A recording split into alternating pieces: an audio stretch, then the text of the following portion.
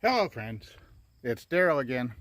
We're doing a repair on a 2008 Mercury Mariner hybrid, and this would be the same as a 2008 Ford Escape as well, and it would cover all of the model years from 2008 to 2012, I do believe, although the part number would be different on a 2009 and up because they changed the engine to the 2.5 liter and 2.9. So this particular video applies to the 2.3 liter hybrid engine, and the hybrid throttle bodies, here's right here, are different than the internal combustion engine throttle bodies. So make sure you get the right one for your vehicle when you're doing this, because they're all different. First thing we're going to do, get started here, we're going to take off the engine cover, set it aside, and the next thing we're going to do is we're going to remove the mass airflow sensor connector wire and remove the air cleaner assembly and set that aside. The airflow sensor connector has one of these locking style clips. We're going to twist it so it goes outward, and then we're going to squeeze it on the little tab and pull it off. I'm going to set that, tuck that in away underneath the battery cable here so it's out of the way. Use an 8mm and loosen the air hose connections for the intake. Now we could remove the breather tube that goes down from the intake hose to the engine, but if you're very careful, you can set it aside, like balance it up there without breaking it, but be careful because it is plastic. Now, all that's left are two coolant lines, one on the top and one on the bottom, the connector wire for the throttle body, and 4 8mm bolts.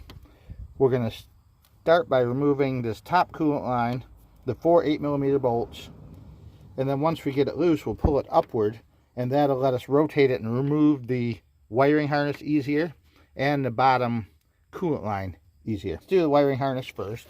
Same way, we got a red connector we got to move. All right, there we go. The harness is removed and set aside. Now we're going to use our 8mm to break loose the bolts for the throttle body. There's 4 of them. So it's all loose now. Yeah, we're going to put 2 of the bolts back in now just to hold it in place while I used a cordless screw gun to remove these all the way. But we're going to just put 2 back in to hold that in place while we latch out the, what do you call it, the clamp for the cooling line. And these kind of clamps, if you get them just right like this and squeeze, they will lock themselves in the open position, just like that. So there they are. It pushes back, and we can grab a hold of the hose and twist it a little bit to free it up on its nipple. There we go. It's freed up. Now we'll take our bolts back out and twist it around to the bottom side. We tucked it off the side. Only maybe a teaspoon of coolant leaked out, so it's not going to be an issue. There might be a little bit more when we pull the bottom side off. First we'll use my angled needle nose to lock out that clamp again. I put a round socket extension in there and set it aside. Now both of the coolant lines are set aside. Everything's apart, but I decided I wanted to clean the intake. Look how dirty that is in there.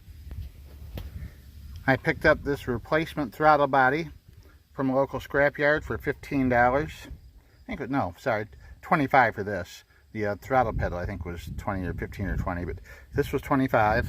The used ones on eBay were going for about $90, and then a remanufactured from online or AutoZone was between $150 and $180. So this came from a wrecked vehicle that was obviously running when it got wrecked, so that's always a good sign. And we're gonna go ahead and put this on. We're gonna start by dropping this lower coolant line into position with put the hose on it and bring the clamp up over the nipple, and then we'll set it in place with 2 screws and attach the upper coolant line the same way we took it apart. I don't want to let those coolant lines hang too long because they're still going to be dripping a little bit. Even though I had them plugged up, I still lost probably half a cup of coolant. All right, we've got the bottom one on and the clamp released. Now we're going to release the clamp on the top one. Now, to unlock it, we're going to grab it from the top tang across to the double tang. Torque it down nice and tight so you can feel it's bottoming out. 80 to 90 inch-pounds is the official torque, I do believe. Double check it yourself, year and model. And now all we've got left to do is flip the snorkel back around and get that lined up in place all the way in. And this one down here on the bottom. Nice thing about these are so easy to do. I mean, there's no problem at all in doing these. They just slide right on for the most part. Let me make sure the back side's on now. Don't want to get too self-confident and screw something up. All right, now we're going to put the airflow sensor back on right here. Push it till it clicks. There you go. I heard that click. Do you hear the click? And then press the red lock in place. And else? Oh, we got to tighten up the hose clamps on the intake snorkel. One up here. And these are nice because they're like molded right into place and they only go a certain location. Get that in there a little further. There's a little indentation tab right here to help you line it up, make sure you know you're in the right spot and that it's in all the way around. There we go. And down here on the bottom, we've got the clamp mounted securely to the hose. And then you just got to visually inspect the rubber part here and make sure it's down all the way around so you don't accidentally have a leak. Screw clamp down, step back, inspect everything one last time, take our old parts away, and I think we're done. Other than cleaning up our tools and equipment and putting the engine cover back on. Thanks for watching, and remember, you can do it yourself.